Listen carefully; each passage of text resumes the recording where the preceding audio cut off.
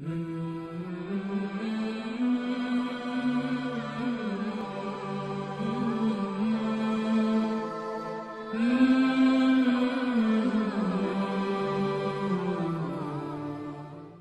علماء کہتے ہیں کسی سے تنہائیوں میں گناہ ہوا ہو بالفرض، اللہ نہ کرے، اور اس نے توبہ کر لی، پھر لوگوں کو پتہ چل گیا، لوگ تانے دے رہے ہیں بے تو ویسا تھا، ان تانوں کی پرواہ بولو مت، بولے نہ تمہارا جرم کیا اور نہ ہمیں تم سے معافی مانگنے کی ضرورت، جس سے کیا ہے وہ جانتا ہے۔ لوگوں کو نہیں لفٹ کرایا کرو زیادہ، کیونکہ لوگ اس چیز کو مسلط کر لیتے ہیں۔ ہمارے حضرت کے پاس ایک بندے کا فون آیا لندن سے، کہتا ہے یار میں نے گناہ کیا تھا، پکڑا گیا، کہہ رہے اب میں نے توبہ کر لی، رو رو کے گڑ گڑا کے اتنی معافیاں مانگی کہ اللہ نے بھی دل میں سکون ڈال دیا کہ میں نے تجھے معاف کر دیا، کہ لیکن پبلک معاف کرنے کے لیے تیار نہیں ہے۔ پبلک جب بھی گزر کرے ہے نا وہی، تو پبلک کا دل تو چھوٹا ہوتا ہے نا، پبلک کا دل کیا ہوتا ہے چھوٹا، تو ایسی صورت میں پبلک کو زیادہ لفٹ نہیں کرائے، بولے جاؤ تمہاری ایسی کی تیسی، ہم جانے اللہ جانے تو کون ہوتا ہے بھائی میرے کو۔ اور قرآن کے الفاظ دیکھو یار، وَمَن يَعْمَلْ سُوءًا أَوْ يَظْلِمْ نَفْسَهُ ثُمَّ يَسْتَغْفِرِ اللَّهَ يَجِدِ اللَّهَ غَفُورًا رَحِيمًا، ایسے وجد والی آیتیں ہیں۔ فرمایا جو بھی گناہ کرے گا، اپنی جان پہ ظلم کرے گا، ظلم ہو گیا، گناہ ہو گیا، شیطان نے بہکا دیا اس کو، غلط ہو گیا اس سے، حقوق العباد سے اس کا تعلق نہیں ہے، کیونکہ حقوق العباد میں پھر اس بندے سے بھی معافی مانگنا ضروری، کچھ جرائم ایسے ہیں جو اللہ اور بندے کے آپس کے معاملات۔ فرمایا پھر اس کو خیال ہوا کہ بھائی خدا تو انتقام لے گا، اور ویسے بھی غیرت کے خلاف ہے، جس نے اتنے احسانات کیے اس کو ناراض کرنا۔ قرآن کہہ رہا ہے ثم یستغفر اللہ، پھر وہ اللہ سے کیا کرتا ہے؟ معافی۔ کیا عجیب الفاظ ہیں، اللہ نے یہ نہیں فرمایا غفرہ اللہ، اللہ اسے معاف کر دے گا، نہ نہ نہ، یہ انداز نہیں ہے، یہ اللہ اس سے انتقام نہیں لے گا۔ فرمایا یجد اللہ غفور الرحیم، وہ اللہ کو پائے گا، وہ دیکھے گا کہ اللہ غفور بھی ہے اور رحیم بھی، وہ دیکھے گا اپنی آنکھوں سے۔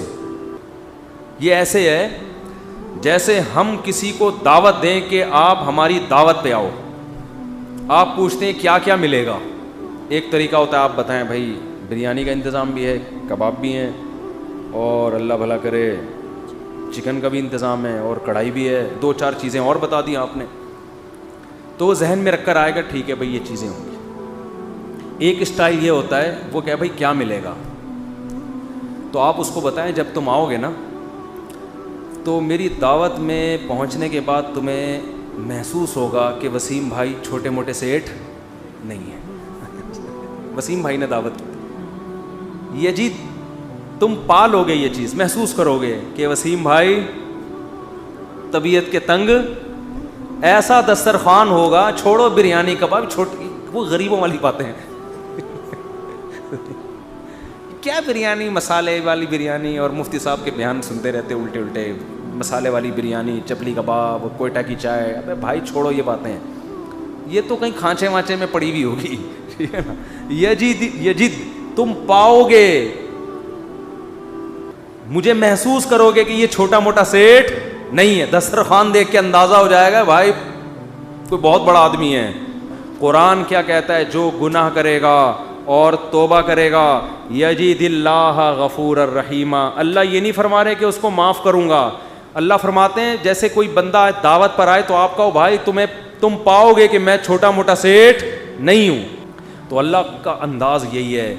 فرمایا تم سے کتنا بڑا جرم ہو جائے، کتنا بڑا جرم، یہاں تک کہ نبی نے فرمایا کہ اللہ فرماتے ہیں یا عبادی لو بلغت ذنوبک عنان السماء، تم نے گناہ کرتے کرتے کرتے کرتے زمین آسمان کے خلا کو بھر دیا، اتنے گناہ ہو گئے، ثم استغفرونی، پھر ایک دن تمہیں خیال آیا یار یہ غلط ہوا ہے، یہ نہیں ہونا چاہیے تھا، رب کو منانا چاہیے، بالآخر اس کا انجام برا ہے، گناہ کی سزا ملتی ہے، تو آپ نے ہاتھ اٹھا کے اللہ سے معافی، کسی اور کے در پہ نہیں گئے، کسی کی پرواہ بھی نہ کرو کون کیا کہہ رہا ہے، اللہ سے معافی مانگی۔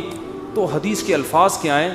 قرآن کے الفاظ بھی عجیب ہے جو میں نے بتائے، قرآن کے الفاظ کے اللہ فرماتے ہیں معاف کرنا تو یہ تو ہلکی بات ہے نا, معاف کروں گا تو مطلب یہ کہ یہ بریانی ملے گی, کوفتے ملیں گے, سالن, یہ تو ہم نے بتا دیا نا. اللہ فرماتے ہیں توبہ کر کے دیکھ تو اللہ کو غفور اور رحیم پائے. غافر نہیں, راحم نہیں, غفور مبالغہ ہے. تو اللہ کو محسوس کرے گا کہ تیرا رب چھوٹا موٹا معاف کرنے والا نہیں ہے. رحیم کا مطلب بہت رحم کرنے والا ہے. اور اللہ یہ تجھے دکھائے گا. دکھائے گا کا مطلب کیا ہے؟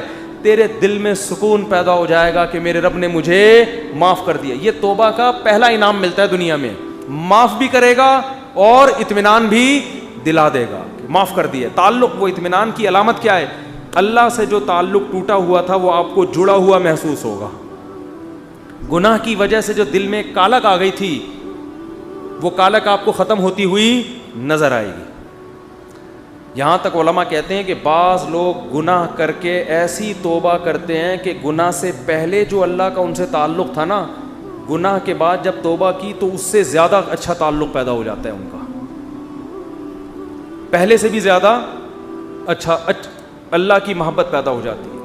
یہ تو قرآن میں, حدیث میں کیا آتا ہے کہ اگر زمین اور آسمان کے خلا کو تم نے گناہ کر کر کے پر کر دیا, ثم استغفرونی, پھر مجھ سے مغفرت طلب کرو, لغفرت, معاف کروں گا.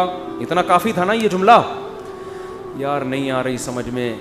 دیکھو اللہ یہ کہہ دیتے کہ زمین اور آسمان کے خلا کو پر کر دیا, مجھے ناراض کیا ہے نا, پبلک کے پاس جانے کی ضرورت نہیں. عیسائیوں میں پادریوں کے پاس جا کے معاف کرواتے ہیں, اتنے پیسے لے لو معاف کر دو. اللہ کہتے ہیں پادری کا کیا بگاڑا ہے تم نے؟ ناراض مجھے کیا ہے, نماز چھوڑی ہے مجھے ناراض کیا, زنا کیا مجھے ناراض کیا, انٹرنیٹ پر فحش فلمیں دیکھی مجھے ناراض کیا, یہ جو ہو رہے ہیں گناہ آج کل, کچھ بھی کیا مجھے ناراض کیا نا, آؤ میرے سامنے گڑ گڑاؤ. تو اللہ کیا کہتے ہیں, زمین اور آسمان کے خلا کو پر کر دیا, پھر مجھ سے معافی مانگو گے معاف کروں گا. کافی ہے نا, بس کر دیا معاف. آگے اللہ ایک اور جملہ بناتے ہیں, لا ابالی, کسی کی پرواہ. بولو, اردو میں لفظ سماعت ہو کہتے ہیں بڑا لا ابالی قسم کا آدمی ہے. سنا یہ لفظ؟ ہاں بولنے میں کچھ ٹیکس لگتا ہے. لا ابالی کہتے ہیں نا, یہ عربی کے لفظ سے آیا لا ابالی. لا کا مطلب نہیں, ابالی کا مطلب پرواہ نہیں کرتا میں کسی کی. جیسے جو آدمی کسی کی پرواہ نہیں کریں گے بڑا لا ابالی سا آدمی ہے. تو اللہ کیا کہتے ہیں, لا ابالی, معاف کروں گا کسی کی پرواہ نہیں. کیا مطلب؟ یہ جملہ لگانے کی کیا ضرورت تھی؟ جملہ اس لیے لگایا جا رہا ہے کہ بہت سے نیک لوگوں کو اعتراض ہو سکتا ہے, اے اللہ اتنے سارے گناہ سیکنڈوں میں معاف, یہ بات ہماری کھوپڑی میں بولو نہیں, کچھ تو تھوڑی سی ہوتی.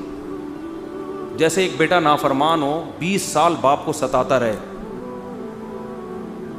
اب باپ کو زندگی بھر ستایا اس کو, باپ نے کہا ایسی کی تیسی ہے, ابھی دیکھتا ہوں میں جائیداد سے آگ کر دوں گا, میں یہ کر دوں گا. باپ بوڑھا ہو گیا, مرنے لگا ہے بھائی, اب جائیداد کی تقسیم کا وقت آ رہا ہے, اور اب یہ گیا, اس کو پتہ ہے کہ اب تو سارا معاملہ خراب, زندگی بھر ستاتا رہا.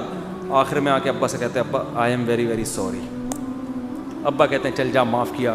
دوسرے بیٹوں کو آئے گا نا غصہ, ہے بھائی, ابا یہ کیا, یہ تو آپ کے رحم دل ہونے سے ناجائز فائدہ اٹھا رہے ہیں بھائی, ابھی آپ کے جانے کا وقت ہے اور یہ آگے سوری کر کے چلا گیا. تو ابا اگر ابا ہوں گے تو آپ دوسرے بچوں کو کیا بولیں گے, باپ تم ہو یا میں ہوں؟ کیا خیال ہے, باپ تم ہو یا ٹھیک ہے تمہارا مشورہ ہے میں نے سوچ لیا. باپ بہرحال کون ہے, میں, میری مرضی, میری جائیداد ہے, میری میراث ہے, میں کسی کو بھی نہ دوں, میں صدقہ کر دوں, جاؤ. لیکن انسان کا اتنا ظرف ہوتا نہیں ہے.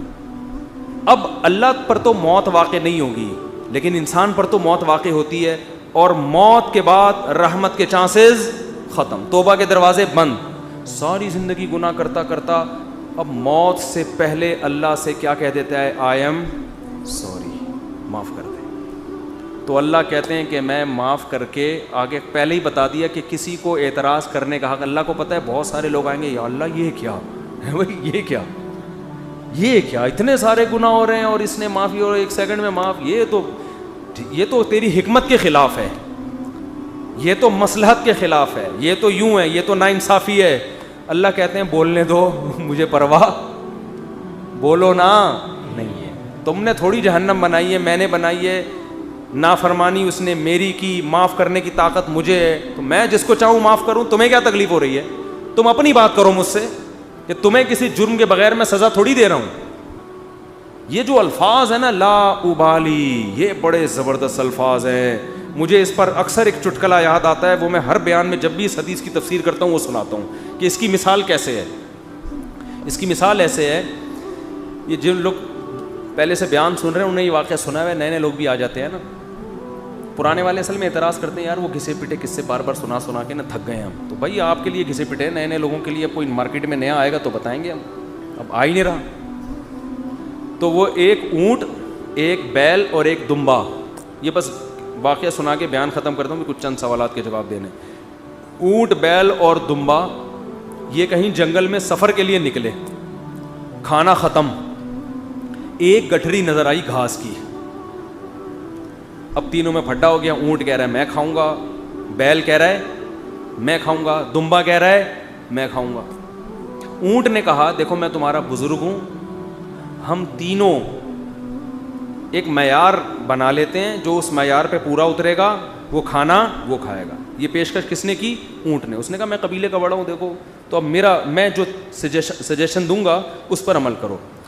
تو ہم تینوں میں سے جو اپنا سب سے پرانا ہونا ثابت کر دے گا کہ جو دنیا میں سب سے پہلے آیا ہے وہ اس گٹھری کا مستحق ہے. اونٹ کا خیال تھا میں ہی ہوں, بزرگ ہے. لوگوں نے کہا چلو جی بزرگوں کا احترام اسلام میں ٹھیک ہے واجب ہے.